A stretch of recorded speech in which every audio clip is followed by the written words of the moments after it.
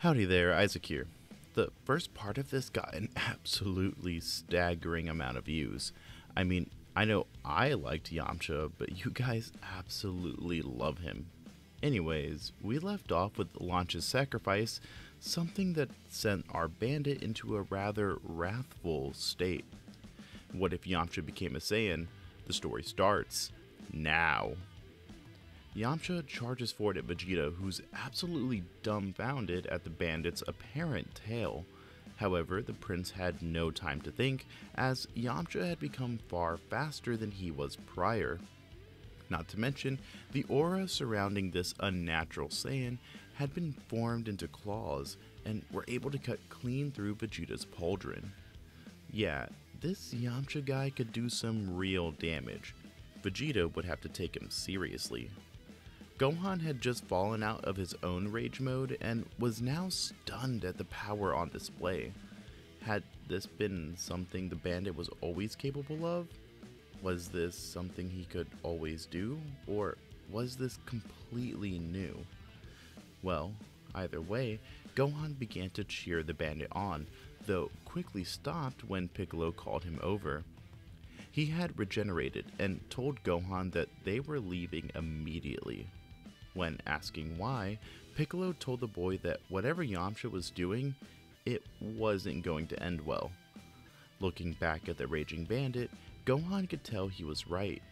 Sure, he was on even terms with Vegeta now, but his fighting was sloppy and uncontrolled, letting out grunts and roars like a wild animal. It almost looked as if this form was hurting him, but before Gohan could call out to him, Piccolo grabbed the boy, whilst Yajirobe grabbed Tien and Krillin, the group running off, hiding their powers as to not incur anyone's wrath.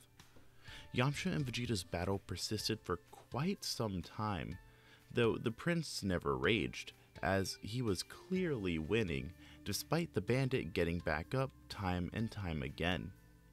The prince tried interrogating Yamcha, asking why two Saiyans were on this planet and why he hadn't completed his mission, but there was no getting through to the Saiyan. He was completely feral, even biting and scratching at Vegeta's boot, something that disgusted the prince. Clearly, if this Saiyan was indeed from planet Vegeta, he was sent away for a very good reason. He was a threat not only to himself, but to those around him. It was a complete surprise that he hadn't destroyed Earth with the way he was acting now. Vegeta grabbed Yamcha, throwing him up into the sky whilst firing several concentrated ki blasts. As each blast hit the bandit, dealing more and more damage, he became more and more lucid. Yamcha was knocked out of his wrathful state, falling back to Earth, his body broken. You put up a good fight, but now you'll have to be exterminated. Vegeta held up his arm, charging up a bright ball of ki into it. Yamcha spat at him, the only thing his body was capable of at the moment, only causing a grimace from Vegeta. Just as the final blow was about to be dealt though, Goku arrives, flashing into Kaioken and kicking the prince away from his friend. From here, the fight between Goku and Vegeta progresses about as you'd expect, just with Yamcha as a spectator. Once Vegeta goes Great Ape though, that's when things change. The Desert Bandit watches on as Vegeta grows not only in power, but in size as well, and wonders if he can do that as well. However, flashes of what happened when he went feral came into his mind, and Yamcha thinks maybe just watching would do for now. As Goku struggles, Yamcha can't just stand by, he has to do something. He tries to stand, barely able to do so, and looks for a way to help. He could try to cut off Vegeta's tail with his slicing wolf-fang fist, but if the prince noticed him, he'd be as good as dead. He could form a spirit ball and use it as a distraction, but with how little power he had, it wouldn't do much good. However, when he sees Goku repeatedly trying to charge up some special attack, he realizes this must be something that could destroy Vegeta. Though he can hardly move, Yamcha pushes his body forward, running towards the blinded Great Ape Vegeta. He tries landing a slicing Wolfang fist on the prince's tail, but this fails when the Saiyan jumps high into the air. Once he's able to see again, Vegeta begins batting Yamcha around before stepping on him, crushing any hopes of him being able to move after this fight. But this does give Goku enough time to fully charge his Genki Dama, which then promptly flies directly at the prince. 1 second Yamcha is being crushed underneath Vegeta's boot, and the next he's watching a giant monkey fly across the wasteland. Yeah, the bandit was over this day, but luckily it was over. Well, that is until Vegeta's body falls back to Earth. By this point, Krillin, Piccolo, and Gohan had come back, and the Green Man did not waste the opportunity. He mocks Goku for using such a dangerous technique and not being able to make sure Vegeta was murked. And what do you know? Vegeta is revealed to be alive, calling over his pod and trying to crawl away. This time, Piccolo takes center stage, preparing to blast the prince to oblivion despite Goku's pleas. But that's when yet another twist forces its way into the plot. Nappa, still alive albeit barely, uses the last of his ki to blow up the area surrounding the Z-Fighters, forcing them to block said attack, which allows Vegeta to get away. Meanwhile, the prince's lackey is left in enemy territory with no ki and no way of escaping. He does try to transform using the Power Ball, but that's when Tien rushes in and chops off his tail. The Triclops doesn't have enough power to finish the brute, so Piccolo flies in, delivering a heavy gut punch to the Saiyan. Goku tries to pressure him into letting Nappa live, but he ignores this as per usual. The light of a ki blast illuminates Nappa's visage, but that's when Yamcha yells out to stop. Piccolo was tired of hearing people trying to spare their enemies, but the Desert Bandit says Nappa may have useful information. Now this is something Piccolo can work with. He tells Yamcha he has 10 seconds to convince him. Well, you saw what happened with Launch. When Vegeta ended her, I can't control it, but maybe Nappa knows what it is. Maybe that's why Vegeta is so powerful. Piccolo mulls this over, slowly powering down his ki blast before firing it next to Nappa's head, making the brute nearly wet his pants. You get another day to live, Saiyan. But if you try anything, well, you saw exactly what we could do. Nappa isn't happy about being spared, especially after hearing that Vegeta had basically called him weak for being beaten earlier, but he really has no choice in the matter. The brute does try to resist and fight the Z-Fighters off, but with him so injured and exhausted, even Krillin could handle his temper tantrums.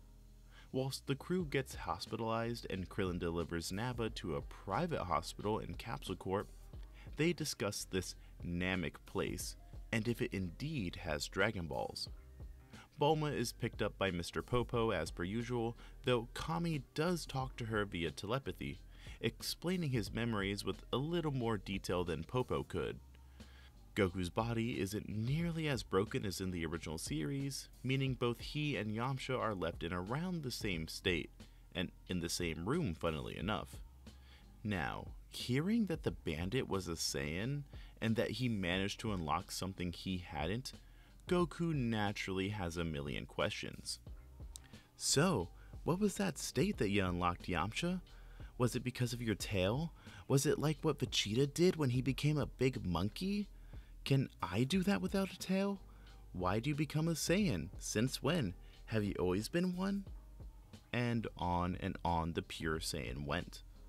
Yamcha didn't have answers to most of these questions, but it did get the gears in his mind working. That power was intense, but potent, meaning if he could somehow master it, he'd likely be stronger than even Vegeta.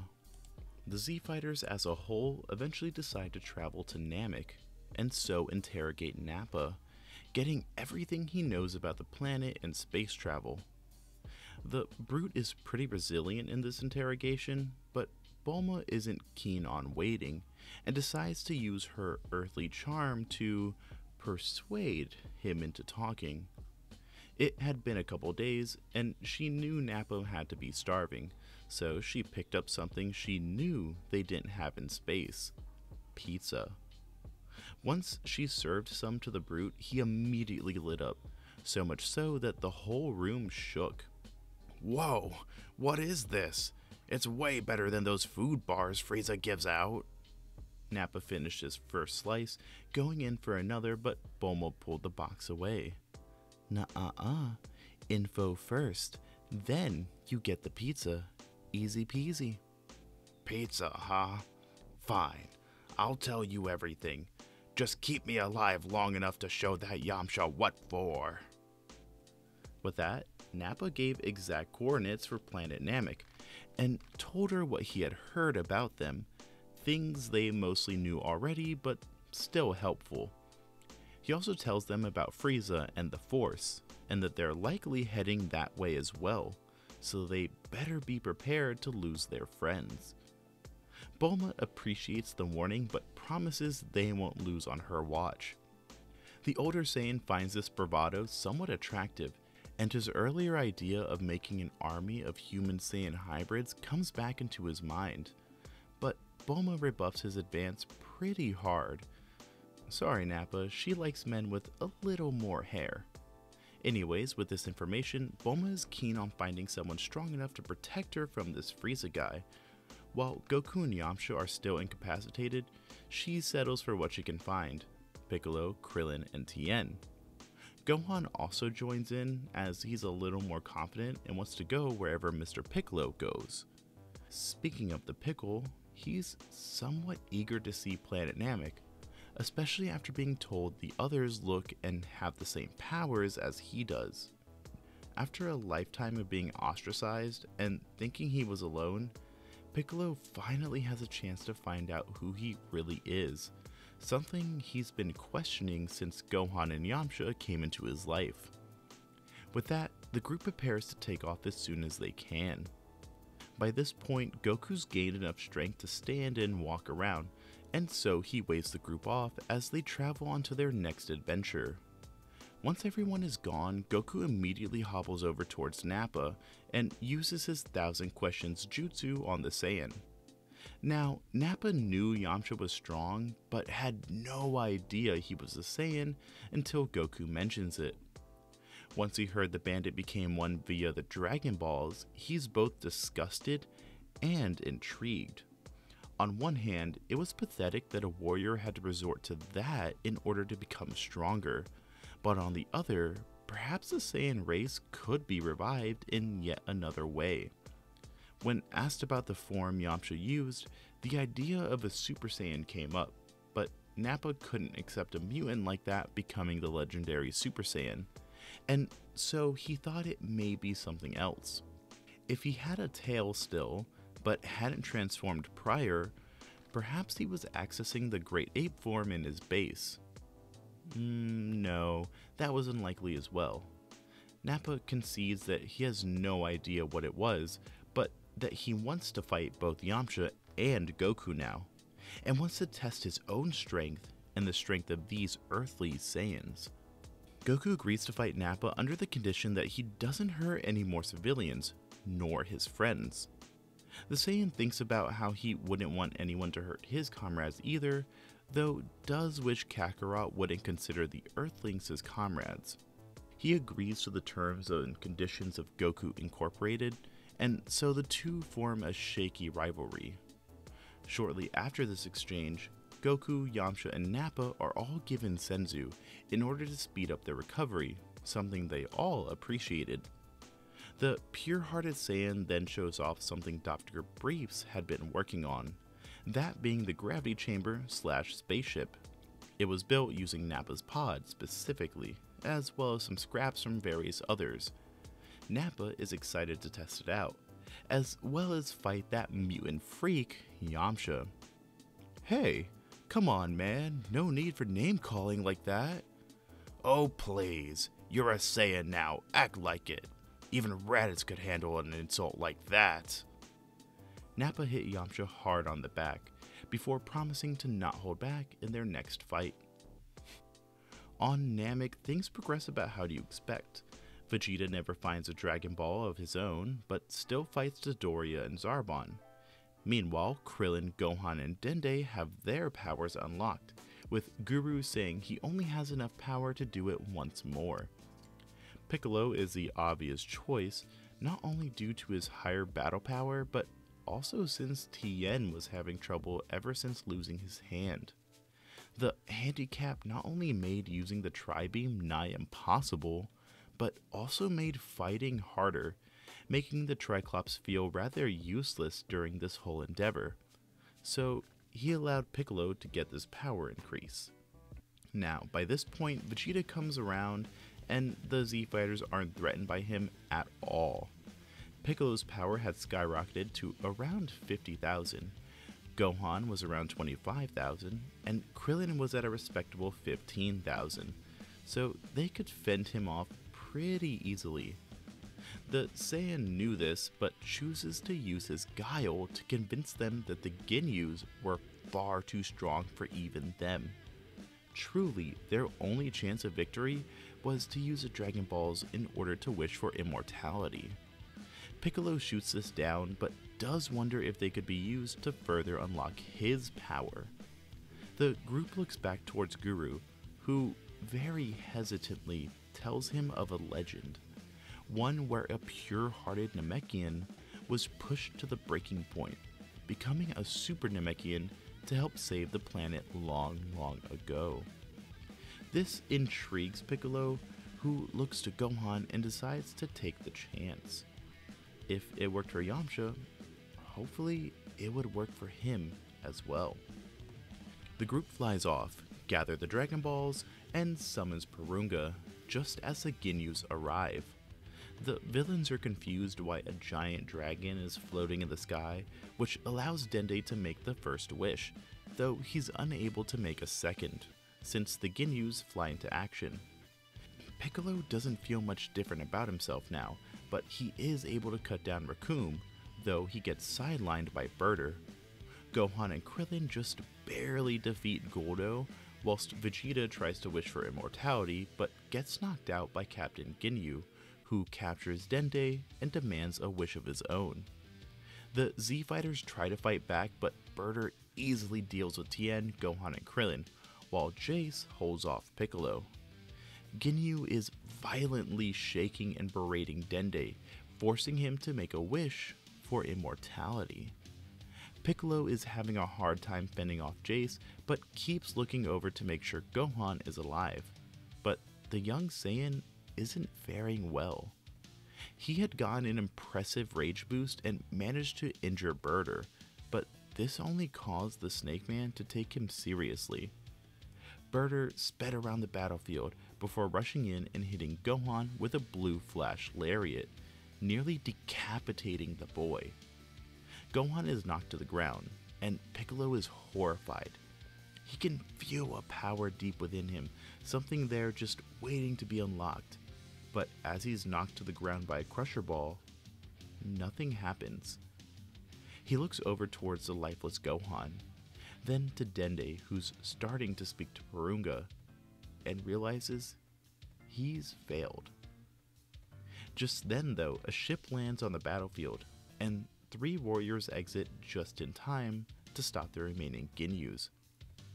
"Hey guys, sorry we're late, but the cavalry has arrived," Yamcha says as the 3 Saiyans rush in. But that's where we'll be leaving things off for right now. If you enjoyed the video, I'd appreciate it if you sidelined that like button with a blue flash lariat, or maybe even tried to force a little green alien boy to make the subscribe button immortal. But even if you don't, thank you for getting to this part of the video. You guys have a good day or night wherever you are. That's it for now. Bye bye.